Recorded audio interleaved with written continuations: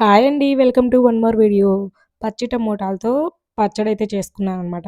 పచ్చడి ఇష్టం ఉండే వాళ్ళకైతే భలే నచ్చుద్దండి. పచ్చడి ఏదైనా కారంగా అన్నం వేడి వేడి అన్నంలో తినాలనుకుంటే ఈ పచ్చడిని ట్రై చేయొచ్చు. కానీ పచ్చి టమోటాలు రేర్‌గా దొరుకుతాయన్నమాట మనకైతేను.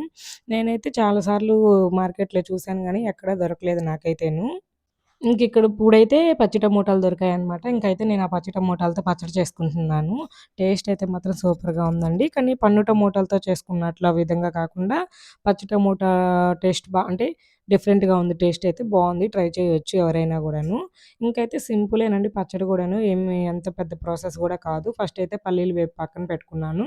ఇంక తర్వాత అయితే కడాయిలో ఆయిల్ వేసుకొని కొంచెం ధనియాలు, జీలకర్ర, మెంతులు ఇవేసుకోవాలి. తర్వాతయితే కట్ చేసుకున్న పచ్చి టమోటా ముక్కలు అండ్ పచ్చిమిర్చి ఇవైతే టేస్ట్‌కి తగినట్టు యాడ్ చేసుకోండి పచ్చిమిర్చి అయితేను.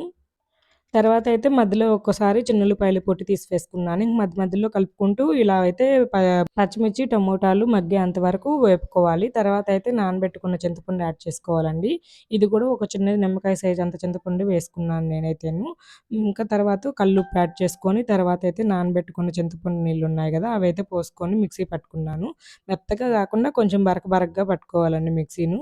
తర్వాతయితే ఇంకైతే ఇక్కడ ఆయిల్ వేసుకొని పోపు వేసుకుంటున్నాను. పోపు కోసమయితే పచ్చెనగపప్పు, ఎండుమిర్చి, కరివేపాకు, ఉల్లిపాయలు, ఆవాలు, జీలకర్ర ఇవైతే వేసుకొని వేపుకున్నాక తర్వాతయితే మనం మిక్సీ పట్టుకున్న పచ్చడినయితే కడాయిలో వేసుకున్నాను. ఇదైతే ఇంకా కొంచెం సేపు ఫ్రై చేసినట్లు వేపుకోవాలి. అంతే సింపుల్. Bye bye.